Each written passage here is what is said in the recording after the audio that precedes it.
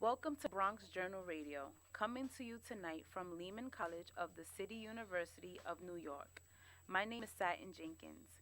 Tonight's program is the second part of a program that was broadcast 2 weeks ago about playwright, poet, and author Ntozake Shange. Miss Shange is probably best known for her award winning play, For Color Girls Who Have Considered Suicide, and When the Rainbow Is Enough. Miss Shange also wrote novels including Sassafras, Cypress and Indigo, and Betsy Brown, about an African American girl who ran away from home. Ms. Shange has received numerous honors and awards throughout her life, including fellowships from the Guggenheim Foundation, the Pushcart Prize, and Leela Wallace's Reader's Digest Fund. Ms. Shange archives live at Barnard College. Ms. Shange was born in Trenton, New Jersey, and lived in Brooklyn. We hope that you enjoyed tonight's program. Please join in on the conversation on our Facebook page, Lehman Concourse. We would like to hear from you. Our first guest tonight is Professor Mariposa Fernandez. Professor Fernandez teaches women's studies here at Lehman College and also at City College.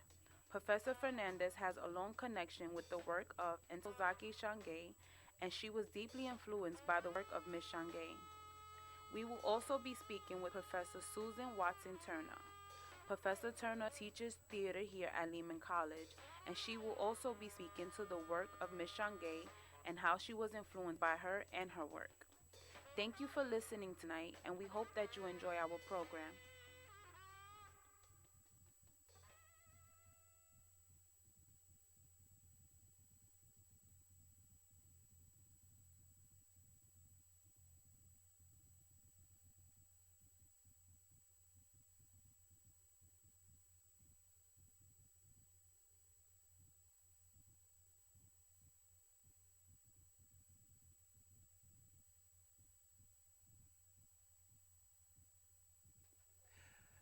Welcome to Lehman Concourse here, Bronx Journal Radio, coming from Lehman College and in the Bronx. And what we're doing here tonight is actually we do a number of different things here. This is actually a class, so we try to put together some interesting programs that are have value.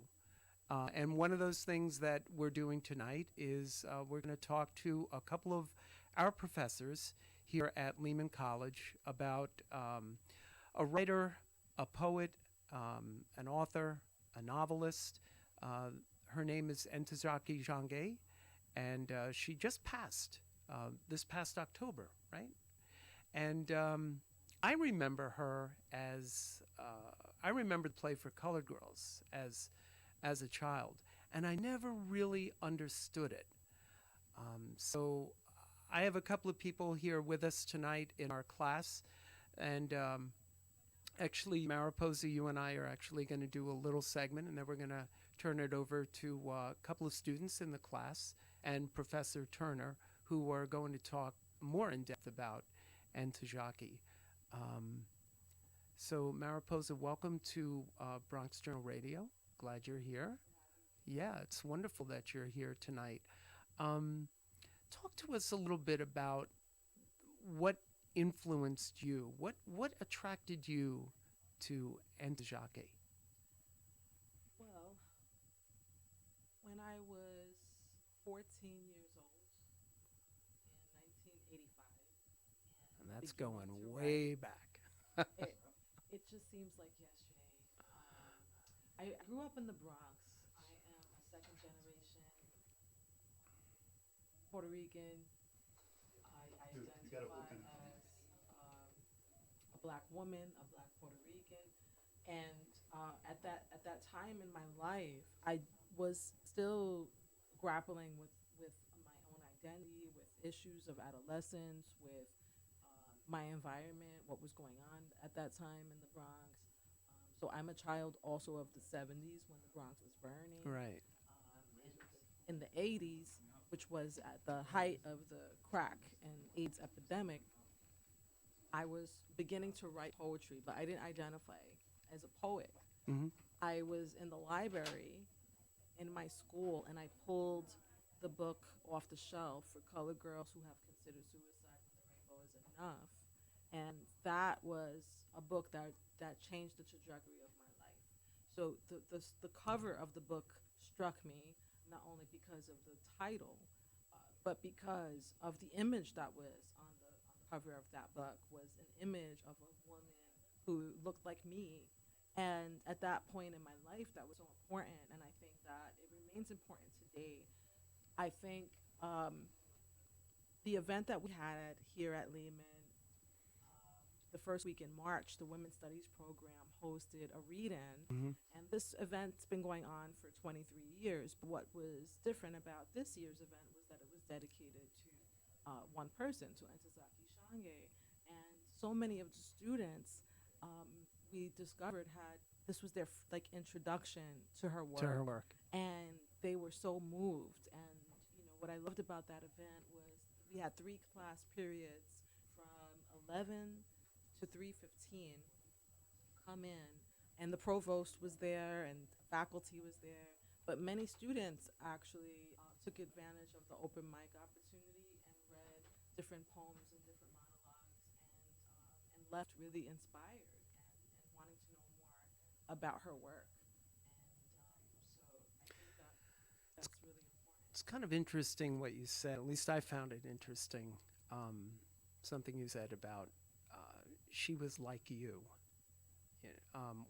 As a matter of fact, one of our students in our class said those exact same words last week.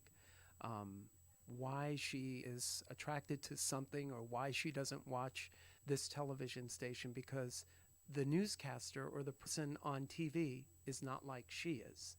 So I think that's really important. I think that's a very critical thing to realize. I mean, I, I guess growing up for me was I never really thought about that. I never really thought like, oh, the people on TV are, just like me. That, but I guess for, I guess for you that really made an impact on you. That this person is like you, is um, she thinks like you.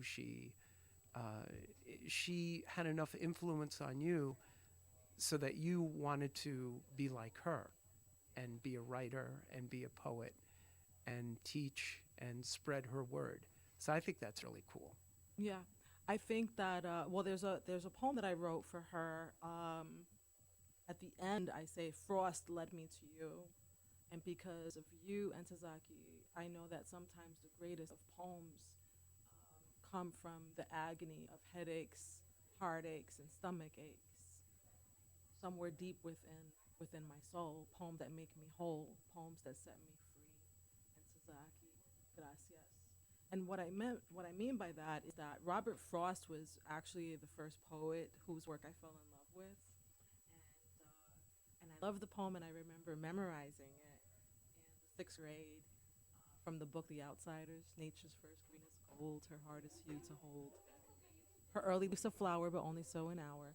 I love the imagery of Robert Frost, but it was the visceral emotion of Entazaki's work. I was able to connect something of my own experience of growing up as a young girl of color that I felt that this is someone who understands my experience, And you identify with and that. I identified it Right. so with it. So you know, when she says somebody, anybody sing a black girl song, that was something that spoke to me and that speaks not only to my experience, but I think that one of the things that makes her work, the greatness of her work, is that it speaks to a collective experience. And this book, Wild Beauty, Belleza Salvaje, is a complete translation of her work into Spanish. So now so many women, Spanish speaking women in Latin America and the Caribbean, who are also are children of the African diaspora, can now discover her work and be able to also be inspired by her work. So I think that the issues that she touches on continue to be so relevant today. So you talk about you talk about relevance. You talk about You talk about somebody making an impact on your life. Um, I think that's really special because, well, for a number of different reasons. That you, first of all, that you identify so closely with her and that you feel that she was such a big part of your life. What, what contact did you have with Ntozake um, and her work? Like, I'm guessing it was Well, probably the latter part of her life when you came in into contact with her. in the late '90s, early 2000s, it may have been '99 or 2000. I was at an event that was an annual fundraiser. The organization was um, Jews for Racial and Economic Justice, had a huge event, and I was on the bill to read my poetry, and so was she. And by this point in my life, I was in my late 20s, early 30s, and by this point, it identifying as a poet and calling myself a poet, and I couldn't believe that I was on the same bill with her and that I was sitting next to a woman who was my icon. And what struck me was that she was so down to earth and so um, just real, her realness. And a few years after that, I was at a street naming down in the Lower East Side for Pedro Pietri, who was one of the founders of the New Rican poetry movement. And I couldn't believe that she remembered who I was, and Wow. she wanted to take um, a picture together. And then in 2009, we had an event at Puerto Rican Embassy. Had an event, and we presented her with an award called the Pedro Beatri Hand Award, and that was in 2009. And that's when I presented a poem that I wrote for her, love poem for Ntozake and me. So later that year, she invited me to her home where she was living in Brooklyn. She was living in Bed-Stuy, and was at this dinner with another friend and a long time friend of hers, Claude Sloan, that I really got to connect and get to know her. And but there was I think I still had not yet seen what was to come, that a friendship would develop, and that over the course of, I guess, 10 years, um, that's something that I feel really fortunate um, to have experienced in my life. And also, a few years after that, she did a production called Lost in Language and Sound, that took place at the New Eureka Poets Cafe, that she asked me to be a part of. So that was amazing. And then in 2017, she asked me to review the Spanish translation of this book, and I spent the whole summer of 2017 reading the manuscript, the English, of course, and Spanish, and really delving into her work like I've never delved into the work of another poet. I can honestly say that her poetry and her poetry alone is the only poetry that I can say I spent the whole night reading. Like, I stayed up, I broke night reading her poetry. I haven't even done that for myself. One of the students asked me in the Q&A at the event that we had in March, what was the best piece of advice that she gave you? And that just blew me away. I said, well, her thing was, Mariposa, you have to publish. You have to publish your book. You have to publish your own work. So that's something that I still that I carry with me, and my work has been included in many different anthologies, including the Norton Anthology of Latino Literature. And what's still on the table for me is to publish my own book. So she still continues to inspire me. I think that, we definitely lost her too soon. And we're still saddened by her loss. And I think that the tributes that are being paid to her now are important because they help to keep her legacy alive and also to introduce her work to younger generations, who I think really need, they need her voice. Mm-hmm. Okay. You're Hmm. listening to Bronx Journal Radio from Lehman College here in the Bronx. Our guest tonight is Mariposa Fernandez. We're also going to be speaking with Professor Susan Watson Turner, who is a teacher of theater here at our school. And we have a couple of events that are coming up here at Lehman. There's an Do you want event to coming address them? up. Yes, there's an event that the Women's Studies program is hosting on Monday, April 8th at the recital hall. It's going to take place in the evening from 6:30 to 8:30. Um, it, the recital hall in the music building is the space is limited. Mm-hmm. So we have a few classes that are scheduled to come. If anyone, I would say, if anyone is listening and would like to come, that they could call the Women's Studies office. If you look on the website of Lehman College and you look that up, or maybe one of the students Mm-hmm. actually can, we could share the phone number. I think it would be important to RSVP for anyone who would like to attend. Just because the recital hall, there's a limited capacity. There's another event that is that the public is welcome to come to. That's taking place at the New Eurekan Poets Cafe on Saturday, April 6th. And you And perform there as well. yes, Yeah. so I'm a co-host along with Adam Maldonado. That's taking place Saturday, April 6th at the New Eurekan. Mm. Students and seniors get in for half price. So I'm not sure if this is public radio, if we can like talk about Please prices. go ahead. Oh, I can? Okay. Sure. Because, like, on other radio stations, commercial radio, you can't. But students get in for half price, which would be $10 for students and seniors. And other people can purchase tickets in advance for $15.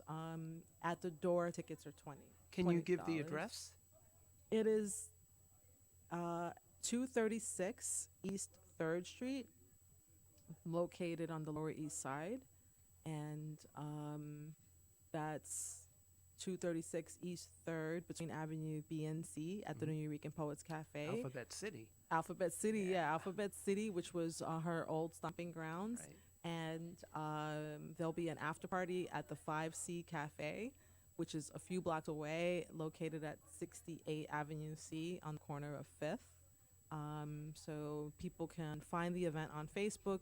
People can also go to neweurekan.org and find information about the events there. Um, so we're really excited. So, a quick question about your work. Hmm. So, I think we should promote you as a writer as well. Um, you want to talk a little bit about some of your works Sure, and what influences you as a writer? I think I continue to write about identity. I continue to write about um, my experience growing up in the Bronx. I actually have a series of Bronx poems. I'm really proud of uh, the Bronx as my birthplace, and it's a very important part of who I am, and issues that concern us. I think that also coming from in coming from the experience of being Puerto Rican, post Hurricane Maria, have a series of poems about um, what's impacting Puerto Rico, both before the hurricanes, Hurricane Maria and Irma, and today. Um, I think I would like to share with people that they can find my work in the anthology Manteca and anthology of Afro Latino poets, and I'm right now my own website is under construction, but my social media is Mariposa Fernandez or La Poeta Mariposa on Facebook and Instagram. I think that also I would like people to know that in addition to poetry, I write in other genres, and one of those is the theater.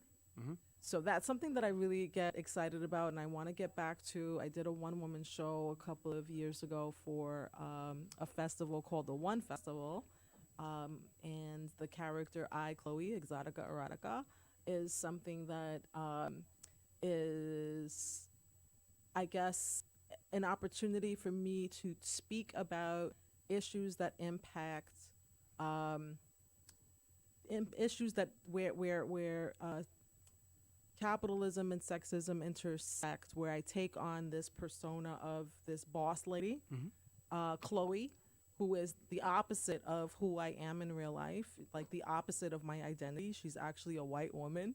Uh, and and she's kind of like a conglomeration of like every boss from hell I've ever had. And we've all had them. We've all had, We've yeah, all we've had all them. had them. Oh gosh. I'm interested to like use Chloe to be able to break apart how women participate in the exploitation of other women also, but also to use humor, you know. But some people take this character a little too seriously and actually think that, you know, I'm like a dominatrix on the side, but that's not the case actually. But there's a theater here in the Bronx, the Bronx Academy of Art and Dance. It's called Bad, and so I have plans later on this year to develop Chloe, Chloe Exotica Erotica, into a play and actually create other characters. So that's another aspect of my writing that I want to explore because it's it's something that I feel like I can have freedom Mhm. in stretching myself. Another genre is nonfiction. I have a lot of essays and you know, and then there's academic writing as well. So there's more to me than poetry and more to me than, you know, um, a few signature poems that some people might know me for Right. or that have been included in different anthologies. And that's, I just want to make that statement that there's more to me. And And on that segue, yeah. I do happen to know that there is a lot more to you because you and I have had a number of good conversations. And one of the things that is very near and dear to you is the recovery effort in Puerto Rico.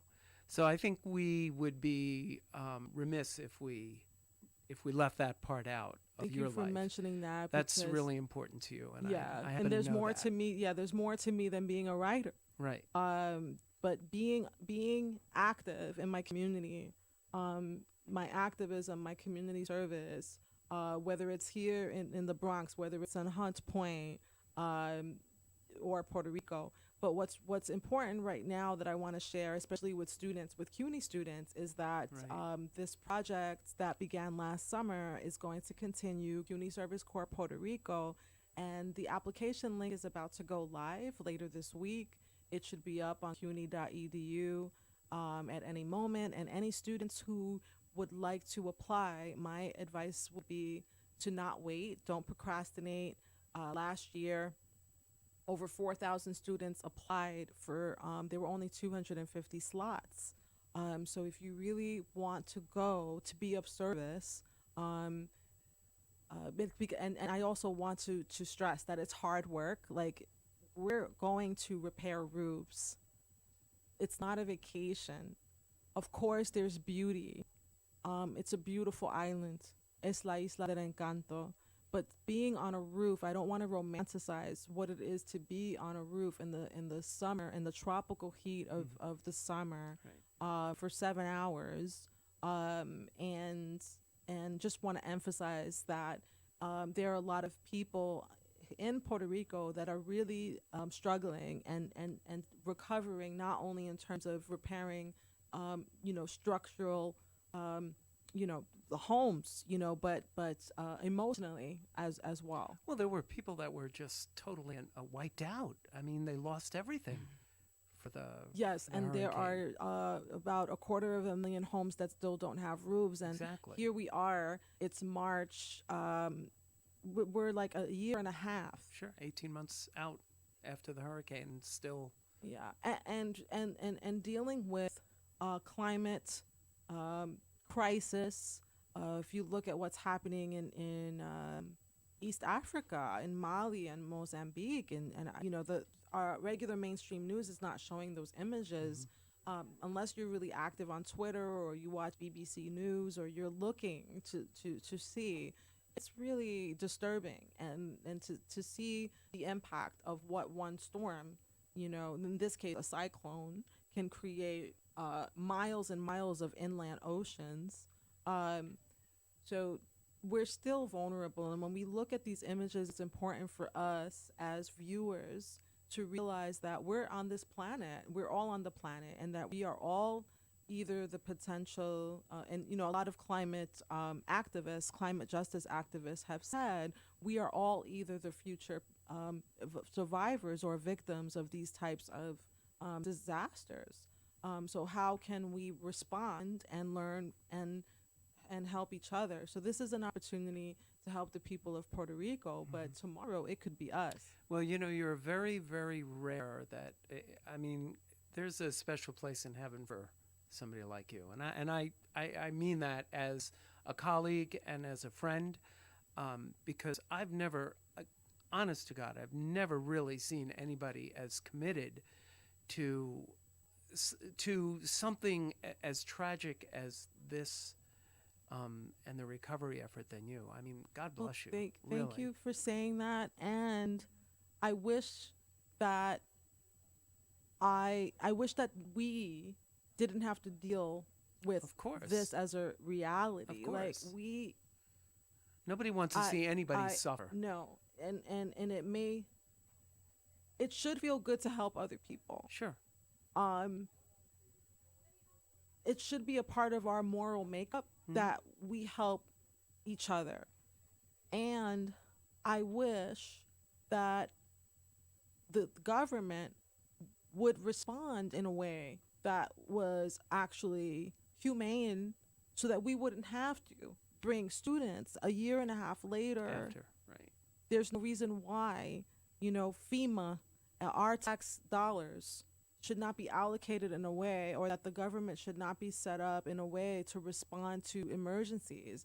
And when you look at, New York City, not to, maybe this is another topic for a different day, but New York City is actually vulnerable because the breadbasket of New York City is located in Hunts Point, which is Mm. all in flood zone Sure. areas, Sure, of right? course. So it's something that really does impact us. As far as the CUNY Service Corps Puerto Rico application link, I just want to tell students, if you're interested in coming, please pour your whole heart and soul into the application so that you can get to the interview stage, and let us know why it means so much for you to be a part of the effort.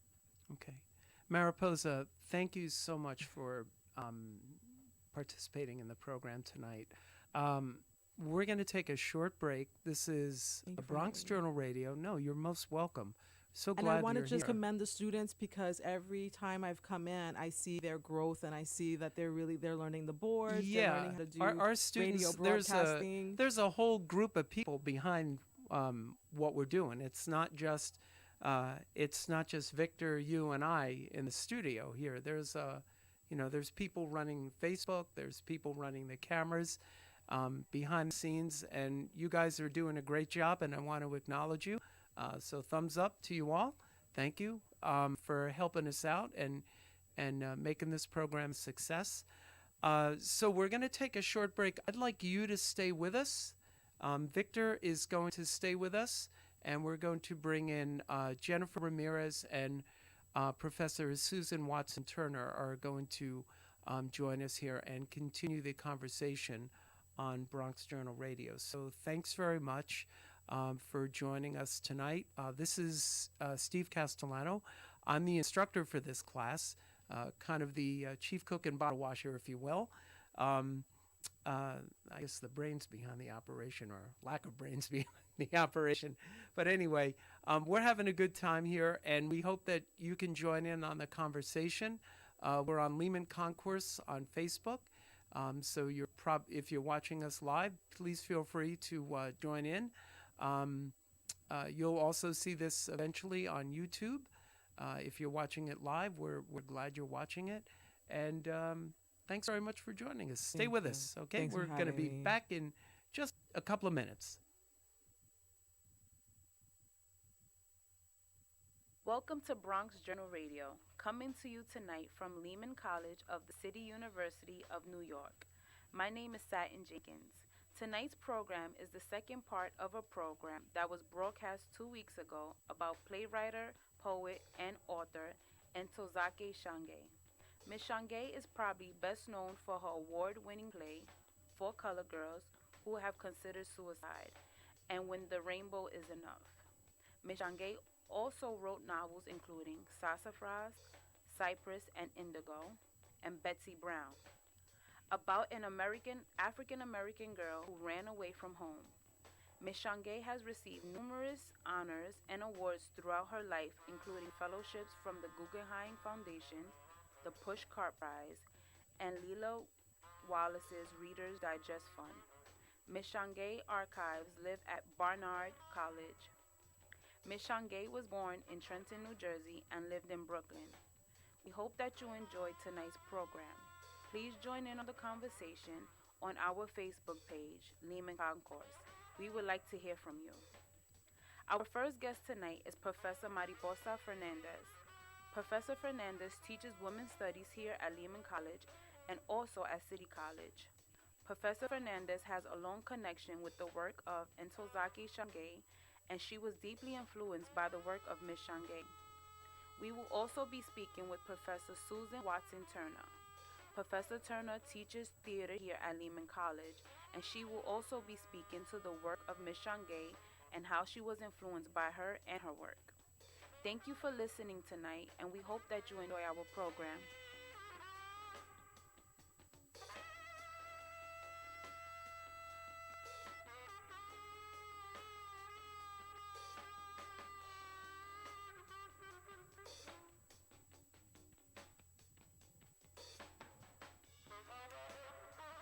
Hello, everybody. Thank you for tuning into the Bronx Journal Radio here at Lehman College. I am your host, Jennifer Ramirez, and today with me I have Professor Fernandez and I have Professor Watson. How are you doing, ladies? I'm doing well. Thank you. Thank you for coming. And today we're going to talk about the incomparable Ntozake Shange. So talk to me, Lovely. ladies. Okay. This way? So, Is this better? we have an event coming up here at Lehman on April 8th. We have Susan Watson Turner. Professor Turner will be one of the people performing either her poetry or a monologue. We have Cassandra Cato Lewis, Claude E. Sloan, and a few other people. Also on April 6th at the New Eurekan Poets Cafe, Puerto Rican Embassy is giving a special tribute called El Tributo to Ntozake, and that's taking place on the Lower East Side. Well, I think it's just a wonderful event that not only are we bringing her poetry back to life, because there was a time when, it was done so much, especially the For Color Girls Who Considered Suicide, that some of us in the theater said, "Oh, we gotta do something else."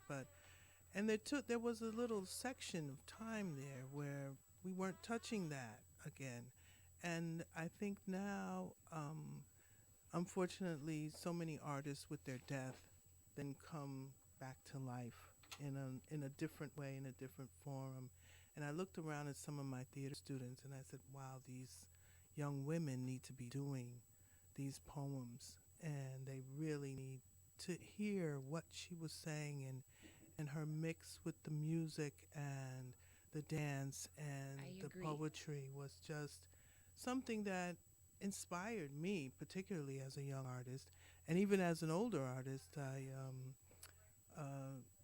kind of shaped a piece called The Color Girls Quilt, which was really a tribute to her style and a choreographical poem. I don't know what the real A Corey poem, if I right. well, yes, a choreo poem, but the style and the sense of it has not really been duplicated, and It with the is. monologues and things. I guess my question to you ladies, after reading some of Ntozake's work, actually, number seven, spell number seven actually Mhm. stood out to me, and I Mhm. fell in love with it, Mhm. honestly. But I guess you touched upon it. How do we keep Ntozake's work alive? Well, I think it comes from, I mean, Mariposa and I were talking about actually doing a production of her work here at Lehman, maybe for Women's History Month next year. And again, it's very sad to think that, you have to pass away. I mean, it happens to all great artists. All of a sudden they're wonderful and alive once they've passed away. But it's about people in the theater continuing to do her work, continuing to keep her voice alive, and it's such a great exercise for young actors as well, because the handling of her actual poetry and being able to move and being able to keep the rhythms going is really a great exercise for training as well. And the monologue isn't an easy thing to do, and her work isn't easy because when you open it up, there's no punctuation. I know you're an English professor, right? It's Or really hard to dissect. Like you have to dissect every sentence by yes, sentence because yes, she touches on a lot of topics in yes. a short span. Like I know in spell number seven, she touches on. Hold on, because I got my notes here. She touches on spirituality. Mhm, She touches on race. She mhm, touches on cultural assimilation. mhm. She touches on politics. She was in the world. She says that poem. I lived in the world and then I moved to Harlem, but she was in the world. She talked about not writing about what happened, but taking what happened and bringing it into what's going on today. So some of the music that she refers to still comes and accompanies her stories about what's going on today. Mhm. How do we get the non poetry reader introduced? Like, how do we introduce the non poetry reader to Ntozake?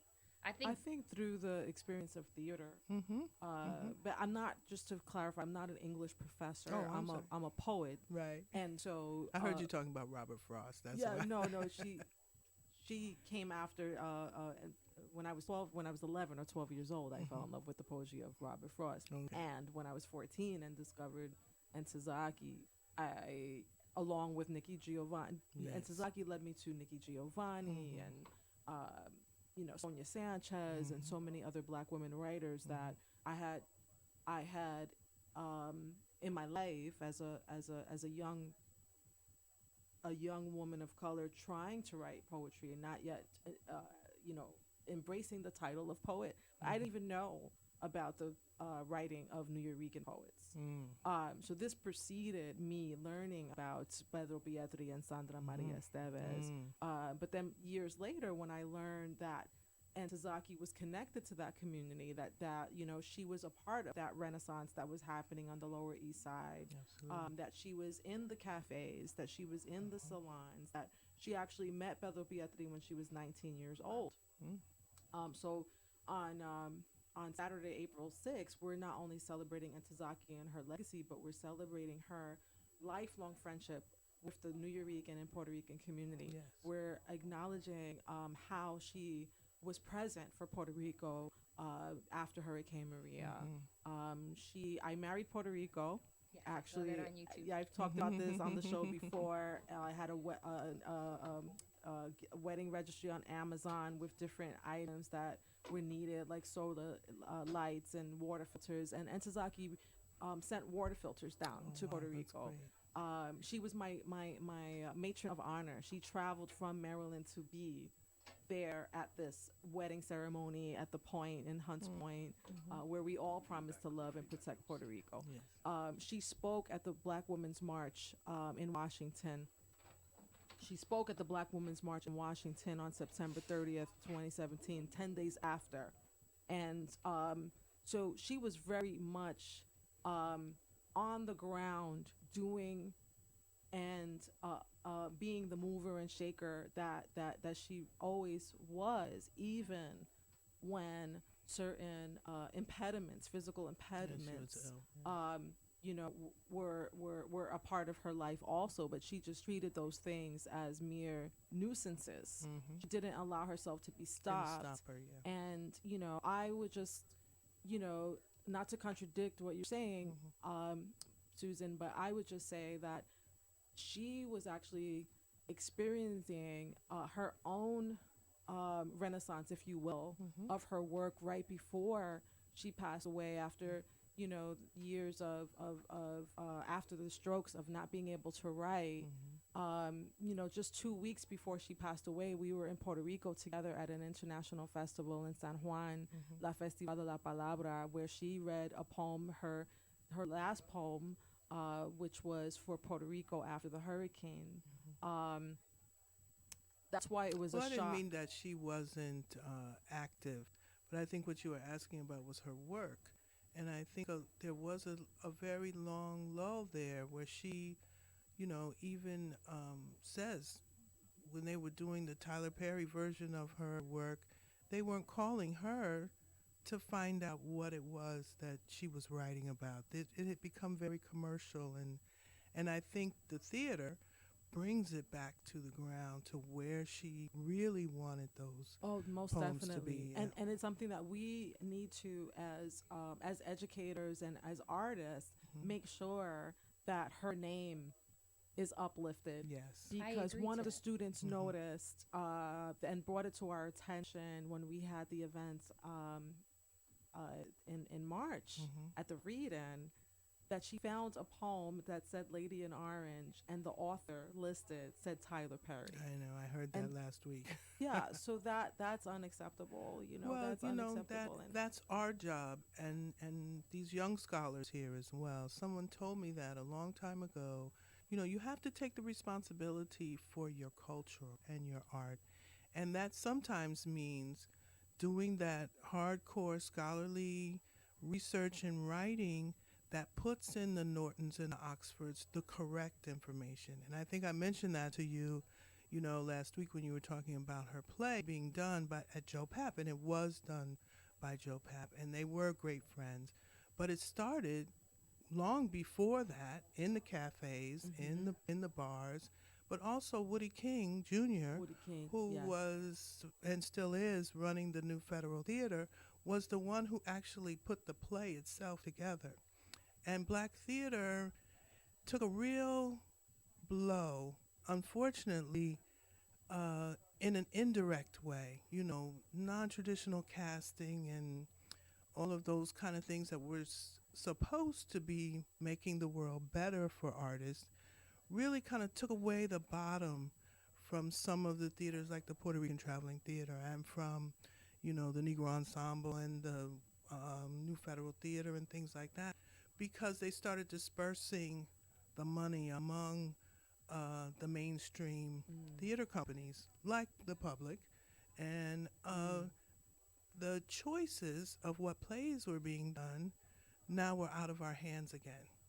You know, when the nonprofit and the civil rights movement came about, and the Black Arts movement, where we were looking for autonomy, where we could be not just the actors, not just in front of the camera, but making the films and you know uh, producing the plays. producing the plays and lighting designers. We just lost the first black lighting designer that was in the union, Mm, Shirley Pendergrass, which I think she did the lights for Color Girls when it was went to Broadway. So, um, we got to keep that alive, and it's hard because you want to do the creative part, and but the scholarly part is important as that is well. important. Yeah. And the thing that I noticed after Pedro Pietri passed away Mhm. was that it only took one generation. He passed away in, I believe it was 2004.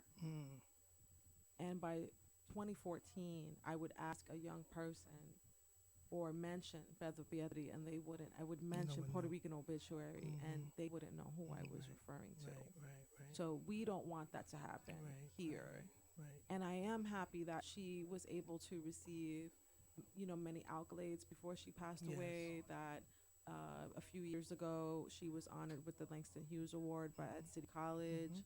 Mhm. That, you know, Barnard also honored her. That Mhm. her archives are there, um, and and it just And Woody King does a new play festival named after her. Oh. Yeah, so it's actually encouraging young people to write new things, as well. So, but it's called the Ntozake Shange And she new play deserves to festival. have, not only does she deserve it, but I think that there is such a need for all of the issues that we're dealing with right now, that her work speaks to. Absolutely, the whole Hmm. Me Too movement and the women, how women And are you, R. viewed. Kelly, you, R. Yes, Kelly. I wish. yes, I mean, yes, yes, yes, yes. So, I wish I could have that conversation with her now. Like, what did you right, see? What's happening? right. You know. Well, But she, even when Obama was in office, she predicted that we were heading for a new dark age. mhm, mhm, So mhm. I think that in a lot of ways, our poets are also What do you our think made her say prophets we were going to a new dark age because of his presidency or because of the some of the issues. policies that he were? I can't answer specifically, Okay. but I can let you know that on in one of her interviews during Obama's presidency, it wasn't she didn't name Obama. She wasn't, but it was interesting that the interview took place within that time frame. She predicts that we're headed that she feared that we were headed to a new dark age because of the social issues that we were dealing with. And she also knew instinctively, because of the time period that she lived in, what people were really thinking and what the reaction to of the first black president would be in this country. And we're living through that right now. If this isn't dark, I don't know what is. Yes. Mm-hmm. Not Yeah. to get off into Agreed. politics, but But she was political, She so was I very she get it. was. political, and She was. even before, we had the term of, the politics of respectability politics. She was rebelling against that. She Yes. was like, I'm gonna write about, what I want to write about, and Hmm. not just trying to project a certain image of like Right. looking good. Right. When you read poems like, or monologues like Crack Annie, where she's just laying it all out, like we Hmm. need to people were uncomfortable with, oh no, don't air our dirty laundry. Hmm. But it is a poet's responsibility to speak the truth, and that was something that she took very seriously. Well, you mentioned that one of her predecessors, Nikki Giovanni, which I did a lot of writing and actually wrote a poem called The Fire Inside about Nikki Giovanni's life. And those voices were not afraid to say what they needed to say, despite what might have been their consequences politically, career wise, whatever. But they embraced that their art as a means to say what they were feeling. And they lived through a lot. Both Mm-hmm. of them really did. Mm-hmm. So then I guess the question is, how can we get the scholars of my age and younger to speak their truth? I mean, You she's a can staple you of that. Yeah, you can't be afraid. You have to look at those examples that you have, like Nikki, like Maya Angelou, like some of the people in the genres that really knew what the value of their art was. It's a responsibility. It's not, some of us take it on as a gift. Yes, it is a gift, but it's also a responsibility because I start my class with, does art reflect life or does life reflect art? Can we, really change the world by what we write, what we perform, what we sing, what we dance? I think also creating platforms for those voices, Yes. because Sure. there are young people right here at Lehman. Mm-hmm. There are poets, there are spoken word artists, Yes, there are yes, MCs, yes. and it's a, maybe something for this class to do is to go Mm. out into the campus and find them, and then have a show, I have a have a show right suggestion here. for you. Okay, I'm listening. Mary 'Cause I have suggestions for you Mustafa, ladies too. Okay. who is works for Lehman Stages, just received a Bronx Community Arts grant for her spoken word performances. She does them once a month, the every third Wednesday in the Lovinger Theater right here on campus. So you guys should check her out. Yeah, you can go Will do. and that could be another class, like Right. record the performance, and then, have air it here on the Bronx Journal on Sure. Lehman Concourse. I actually have a question for you, Professor. Yes. Um, what would you suggest about having an Ntozake like podcast where we're here the millennials we're into podcasts that would be Where you do like a reading of her yeah like work would you suggest podcast. yeah That would be would great. Do it. Mm-hmm. I That don't know would if I could do actually, that myself, but because I social media is another Sure, for platform, sure. and one of the things about Lehman Concourse that's great is that yes, this is a lab and this is a class, but it's real. This is real oh yeah for broadcasting, sure. And and it's what so you take with you. That's great for your portfolio, that you go on. I don't know if I would be the one to establish that podcast, Well, step up, take it on. so you would think that would be a good idea to that do? would be great. And you could, and actually, here in the Leonard Leaf Library, there are a lot of holdings of Entazaki's work. So, not to be limited to what can be found on the internet. This book actually won the International Latino Book Award. That includes all of her the selection in Spanish as well. So, if some of the students if you want to do a bilingual or That'd be translanguaging, great. Yeah. and then spell number 7, I believe. I Or which really one is really that? like This is all three. This is spell number 7, Boogie Woogie Landscapes. And one of my favorite lines in spell number 7 is ain't no colored magician in his right mind gonna make you white. I loved it. yes. What moved you about it? It's because of assimilation and how Mhm. I feel like right now we're in an era where more than ever they're trying to erase culture. Yes. And that line to me is just a person like, okay, I'm ready to erase my culture. I'm ready to like, and she's like, are you crazy? Right. That's great. So it moved me in a sense where it's like you always have to stay true to your roots. And it Right. just seemed like Ntozake was, yes, she was very political as I'm reading her work, and she was all feminist out and black proud, but she was very spiritual at the end. Like I feel, I want to phrase this correctly. After reading some of her pieces, I'm like, she was true to her soul, and that was most important, keeping that intact. But she was also, expressing the realities of life. Like, hey, you don't know what it's like to be a woman, and I'm telling you, but you guys don't want to accept that these are our realities, Right. and I appreciate that for her. That's great. And I think that's so important for the young people to connect to, because some of the things that she went through as a young woman, you guys are still going through right now. And it was interesting because there was a production of For Colored Girls with a lot of older actors, like Jackie Harry and some other people that I really felt, this is my own opinion, they were past the age of doing this work. I really feel like this work was meant for young women who are struggling with their sexuality, they're struggling with what they're doing in the world, where they're living in the world, what they're, when she says the whole thing about, I found God. And how did I find her? In myself, and loved her. So I think that as young women, and I said this to the theater department, I said, you really need to take another look at this play for our particular group of students. And I think that's so important. That is so important. Yes. we need to get that together. And there are 2 students that I think are going to read Yes. the poems. Okay. Do you want to bring them, let them know to come in to read one of the poems? I don't know if you need to do I think one is going to use this mic or You what. need this one too? Or maybe I'll kick myself out the seat and I'll give them this seat to read. But I do. What are they reading? I'm actually. Yeah. You need this. I'll You want to get them for me? Or? yeah, I'll go get them. Okay. Thank you. I appreciate. Thank you so much.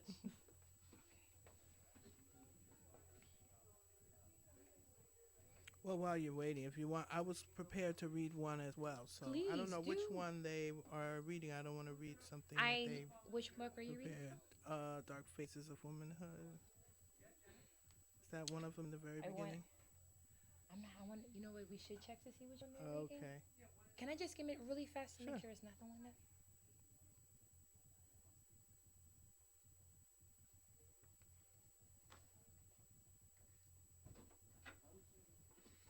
I don't think any of the students are reading this Yeah, one. So okay. why don't you start us All off, right. Professor? Well, this is from For Colored Girls Who Have Considered Suicide. When the rainbow is enough, and it opens the play. It usually is done by all the women, even though it's written for the lady in brown. Dark phases of womanhood of never having been a girl. Half notes scattered without rhythm, no tune. Distraught laughter falling over a black girl's shoulder. It's funny. It's hysterical. The melodylessness of her dance. Don't tell nobody, don't tell a soul. She's dancing on beer cans and shingles. This must be the spook house. Another song with no singers, lyrics, no voices, and interrupted solos, unseen performances. Are we ghouls, children of horror, the joke? Don't tell nobody, don't tell a soul. Are we animals? Have we gone crazy? I can't hear anything but maddening screams and the soft strains of death. And you promised me, somebody, anybody, sing a black girl song, bring her out to know herself, to know you, but sing her rhythms, care and struggle, hard times. Sing her song of life. She's been dead so long, closed in silence so long. She doesn't know the sound of her own voice, her infinite beauty. She's half notes, scattered without rhythm, no tune. Sing her sighs, sing her song of possibilities. Sing a righteous gospel. Let her be born, let her be born, and handled warmly. That was awesome. Amazing. And she always talks about music and the absence of music and a melodylessness existence is really the key there. For sure. I feel like once you're dissecting, it's like, how do you read this sometimes? Right, Like, how many times do you read it to really know? To It give takes that? study. It's really it's and I say to my theater students, it really takes some concentration and time and effort in what is the subtext of this? What is she really saying? Why does she talk about music and melodylessness? What does that mean? And so it's really a good study as deep as Shakespeare as far as I'm concerned. I agree. Yes. Definitely. Hello, So, hello. hi, this is Genesis. One poem I did find that I really enjoyed reading because it just gave me so much emotions is called With No Immediate Cause. So I'm going to read it right now. Okay. Every 3 minutes, a woman is beaten. Every 5 minutes, a woman is raped. Every 10 minutes, a little girl is molested. Yet I rode the subway today. I sat next to an old man who may have beaten his old wife. 3 minutes ago, or 3 days, 30 years ago, he might have sodomized his daughter, but I sat there, 'cause the young men on the train might beat some young woman later in the day or tomorrow. I rode the subway today and bought a paper from a man who might have held his old lady onto a hot pressing iron. I don't know, maybe he catches little girls in the park and rips open their behinds with steel rods. I can't decide what he might have done. I only know every 3 minutes, every 5 minutes, every 10 minutes. I found an announcement, not the woman's bloated body in the river, floating, not the child's bleeding in the 59th Street corridor, not the baby broken on the floor. There is some concern. The alleged battered woman might start to murder their husbands and lovers with no immediate cause. I spit up, I vomit, I am screaming. We all have immediate cause. Every 3 minutes, every 5 minutes, every 10 minutes, every day, women's bodies are found in alleys and bedrooms at the top of the stairs. Before I ride in the subway, buy a paper, drink coffee, I must know. Have you hurt a woman today? Did you beat a woman today? Throw a child across a room? Are the little girl's panties in your pocket? Did you hurt a woman today? I have to ask these obscene questions. The authorities require me to establish immediate cause every 3 minutes, every 5 minutes, every 10 minutes, every day. Every day.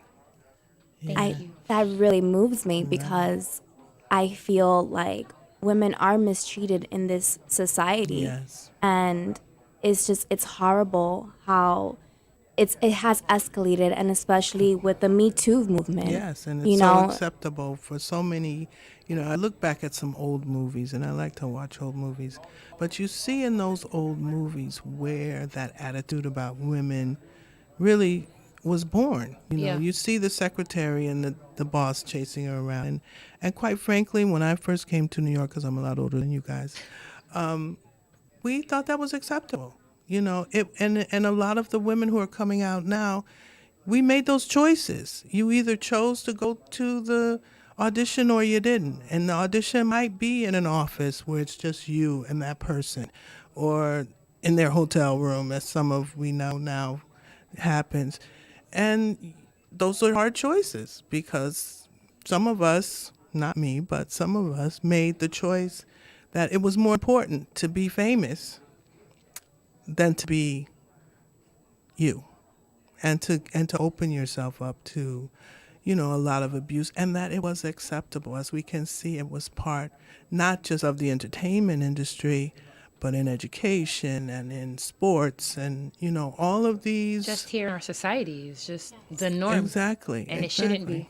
be. And I not saw at all. I saw a play the other night in at Urban Stages, and they talked about values and what is valuable to two different people from different cultures. It took place in Kenya, and a young woman had gone there to build roads, but she had given up, a husband and children, and the young man who was helping her had children and a wife and all of that. And he said to her, well, what do you have? You got a lot of money in the bank, but you have no family. And sometimes the values that we have culturally are very different from the values of the people that we work with. I definitely agree to that. Definitely agree too. I think we have You have another Judith, reader? can you readers. bring in the Yeah. next one? I Okay. appreciate that. Thank you so much for Thank having you, me. Heather. Thank you. All right. Do you want the? I think you can stay. Oh, okay. Don't try to leave me now. It's Well, just getting good. you have good questions and answers and responses. And what did you really? Are you a performer as well? No, No. I am not. Well, here Come in. comes your second one. Just introduce yourself before you start reading her lovely work. Go ahead. Hello, my name is Lisanel Fernandez, and I will be reading the poem named Sorry from Ntozake Shange. One thing I don't need is any more apologies. I got sorry greeting me at my front door. You can keep yours. I don't know what to do with them. They don't open doors or bring the sun back. They don't make me happy or get a morning paper. Didn't nobody stop using my tears to wash cars? 'Cause of sorry.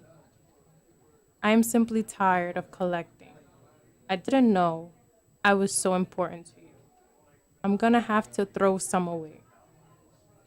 I can't get to the clothes in my closet for all the sorries. I'm gonna tack a sign to my door. Leave a message by the phone. If you call to say you're sorry, call somebody else. I don't use them anymore. I let sorry, didn't mean it, and how could I know about that? Take a walk down a dark and musty street in Brooklyn. I'm gonna do exactly what I want to, and I won't be sorry for none of it. Let a sorry soothe your soul. I'm gonna soothe mine. You were always inconsistent, doing something and then being sorry. Beating my heart to death. Talking about you sorry. Well, I will not call. I'm not going to be nice. I will raise my voice and scream and holler and break things and race the engine and tell all your secrets about yourself to your face.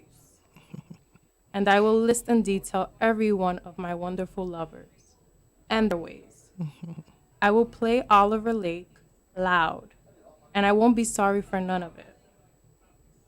I loved you on purpose. I was open on purpose. I still crave vulnerability and close talk. And I'm not even sorry about you being sorry. You can carry all the guilt and grime you want. Just don't give it to me. I can't use another sorry. Next time you should admit you're mean, low down, trifling, and no count straight out of. Steady being sorry all the time. Enjoy being yourself.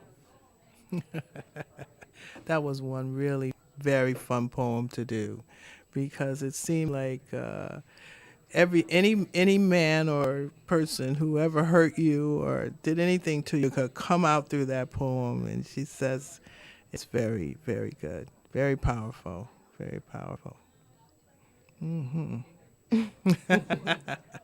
I just think what stood out from that poem was just her. I'm tired of being sorry. Yeah, yeah, I'm yeah. tired of And apologizing for being that's me. why I can't use it anymore. Take your sorries and go on about somewhere your else with business. them. Right, But that's right, right. also a recurring thing with being a woman because we always have to apologize for something. Always, All the time. always, always, always. She was really so prolific in interpreting the role of women and some of the things that we suffered from. I mean, the last poem in the book was not the last one, but The last one I the just heavy read. one, the Bo Willie Brown, and when sh when the woman who's trying to get away from the abusive relationship loses her children in that exchange. He drops her kids out the window. And every night when did the play in Ohio before I moved to New York, and every night that poem, like you said, the poem spell number 7 touched you every night, and we did it for 3 months. We kept getting extended. It rips the inside of you when she says, and he dropped them. And you think about the magnitude of a person who could drop their own children out the window, to hurt you. And that's kind of a prelude to where she's going with that, in the whole play. It's a painful play, but it's also a very rebirthing kind of experience for people to do. And one of the things that It's cathartic in a way. yes, yes, it is, because then when you meet that guy who who doesn't do what you really want them to do, right? You can read that poem to them and say, "I don't need that anymore. Look, I know who I am. I know who I am." Standing up for yourself and knowing your worth. Yes, What you want to take and what you don't have to take. yes, that's right. That's right. Exactly right. Exactly right. And I think that's a journey that every woman tends to go through. At least Yes. once in their lifetime.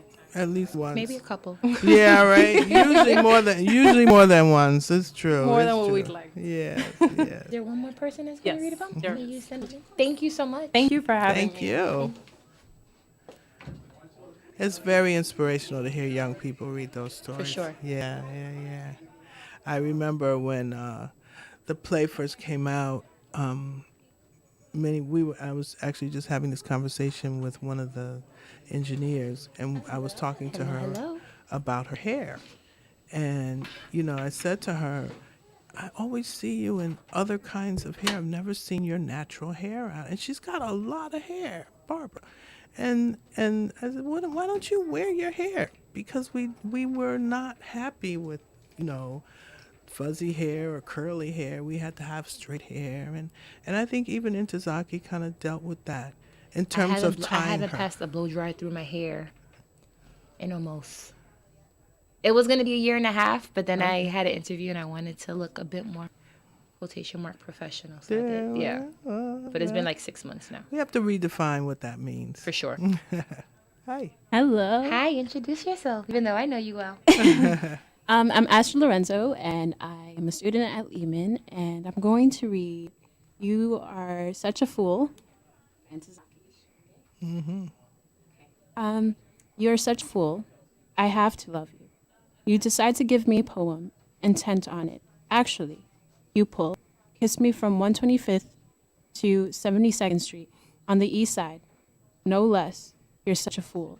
You're gonna give me, the poet, the poem, insisting on proletarian images. We buy Orca, £3 for $1, and a pair of 98-cent shoes.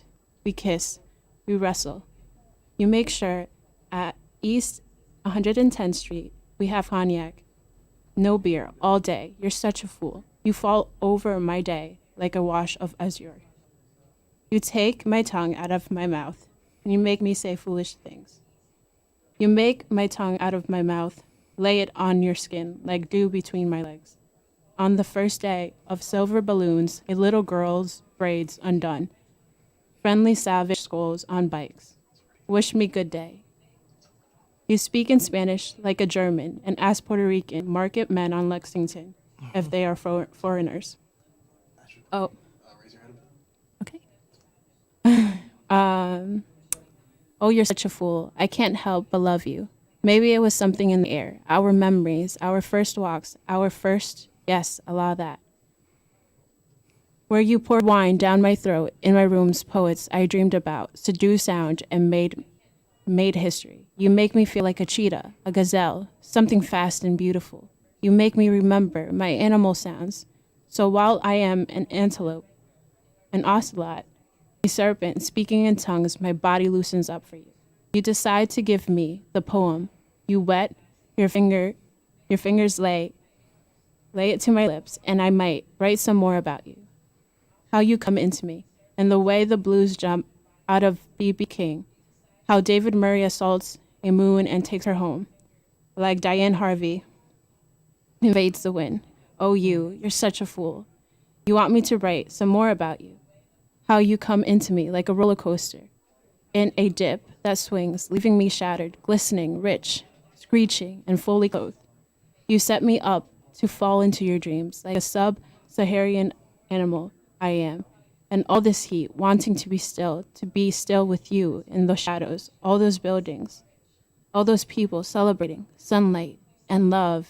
You're such a fool. You spend all day piling up images, locations, morsels of daydreams to give me a poem. Just smile. I get it. You get it? I love this. I think this is absolutely beautiful. And the way she is able to seduce people with the words, I think it just gives you, like, I'm literally shaking right now. I know. I shake naturally, but But now this she's is really shaking. yes, this like it literally comes up your spine and you Yes. really feel it. Yes. Something so seductive about it. Yes. What does she mean by he gave her the poem? What did he do? That is a good question. I don't know about that part. I felt the other parts though. Okay. Well, I think that what she's saying, the relationship really between them Yeah. gave her the inspiration to write that. And she talks about a friend of mine there, Diane Harvey. Diane Harvey is a beautiful, gorgeous dancer who does break the wind when she moves. And, Ntozake was trained in dance and, of course, the choreography that goes with the poetry. I think she thought about the movement as she was writing and the music that accompanied it when she was writing the words. Because you hear some of the cadences, Yes. and I think her cadences are amazing. Yes.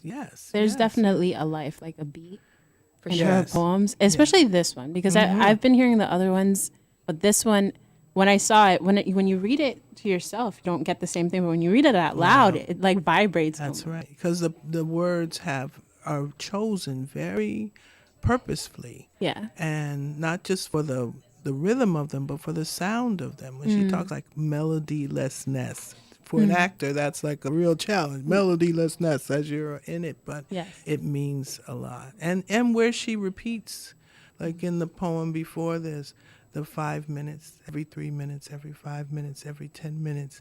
That's on purpose. That repetition is there For for sure. a And reason. you know what that reminds me of, actually? You know how sometimes there are ads on television where they have like the statistics Yes. shown? So it's like that every 3 minutes. And I'm like, wow. Right. Like that, right. that relevancy is still here today, especially Yes. with that poem. And it really cuts through For sure. what the issue is there. But with that poem, I read a comment that's a writer wrote in the New York Times, and it says that Shange provoked heated exchanges about relationships between black men and women. Do you feel that to be true as well? Absolutely. I mean, the love was so deep that the hurt also is very deep. And the understanding, I mean, for so many, many years, it was forever that you even saw a black couple kiss in a movie or anywhere, because we were not supposed to feel that.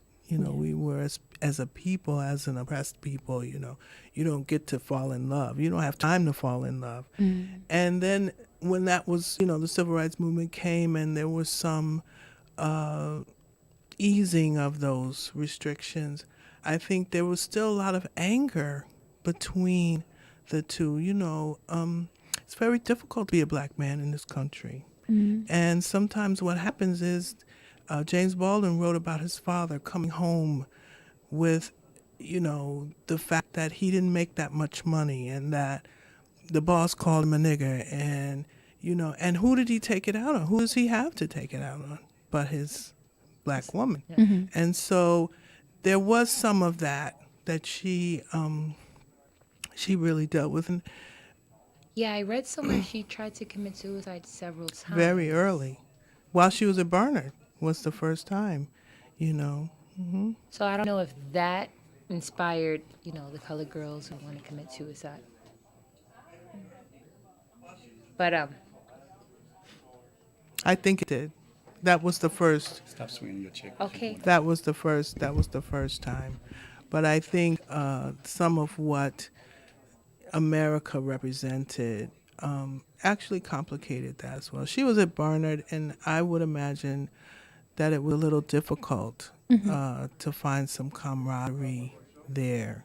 And then being a very talented woman, and then being in New York, because she was actually from Philly, right, or New Jersey. Was Jersey, she born in Jersey? yes, Yeah. Jersey. So she But had then a she very ended up middle in- class. She said background. I read she was familiar with Harlem and the Bronx mostly, I know, and then at one point she was living in Brooklyn. Right.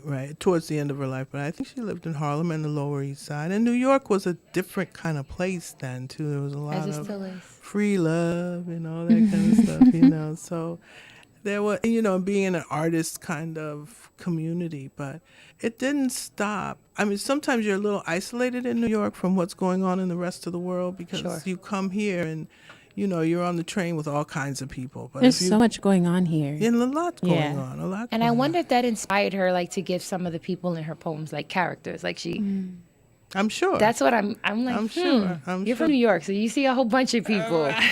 Right. You see a whole lot of people. You see all different kinds of people. And you come in close proximity. Around the rest of the country, that doesn't happen. It's very isolated and very segregated in places like where I come from in Ohio. There was a black side of town and a white side of town. And, downtown met, and you really never interacted that much, especially not on an intimate level. So, but New York gave us that kind of landscape that she wrote about. I'm pretty sure that gave her style from being from New York.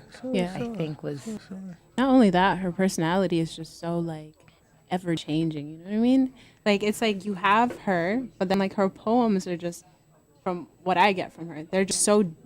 You get a taste of her, who she is, and her mentality, the way she speaks, and you get a little bit of, how New York feels like there's so much life here. There's so many different personalities, so many different people. She's kind of like she's like this bottle of all of that. All those people. All of that. It's true. Yeah. Trapped And then in you there, look at and her it comes out in her poems. And I think that's the basis behind all the colors. Yeah. And the names, even in, I think it's Boogie Woogie Landscape, where she names her dreams because they actually come to life around her as she's sleeping, and she writes about them. Yeah. She writes about them. Yeah. I want to say one other thing. please do. This headscarf that she wears, because this came out when I was going to my first year of college. And as a black woman, and we struggle with our hair, as we were talking to Barbara.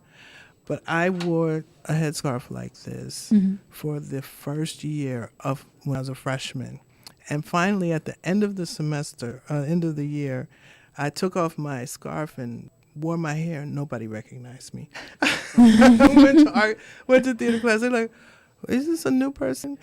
But I really, and the day she died, I wore another scarf as a tribute because I thought this was so representative of what Black women have to struggle with, and then for her, it kind of links you back to her history and past because the slaves wore these because they didn't have time to do their hair or the products or any of that until later into the century. But I just love this image of her and this scarf because it made it so that I could get up in the morning, put the scarf on, and go. And you Yes. match the scarf to whatever you're wearing that day.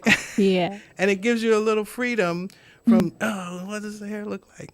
But anyway, I That's thought that was really good. I appreciate that. Thank you so much. Sure. We good? Well, Professor Watson, I want to thank you for joining us today. Absolutely, my pleasure. It was a pleasure talking to you. Good. And I'm looking forward to the new things that you young people are doing and writing about as young scholars. And we got to say thank you to the students that came and read. Thank you, Astrid. Thank you, Genesis. And don't hate me because I forget somebody else's name right now. Daniel, I'm sorry. All right. And you're a very good interviewer. You Thank did you your research. Thank you so much. I All appreciate right. it. Sure. Okay, well, that's it. Have a good night, all. Okay. Make sure you join us on April 8th over at the Women's Project Yes. as we celebrate more work of Ntozake.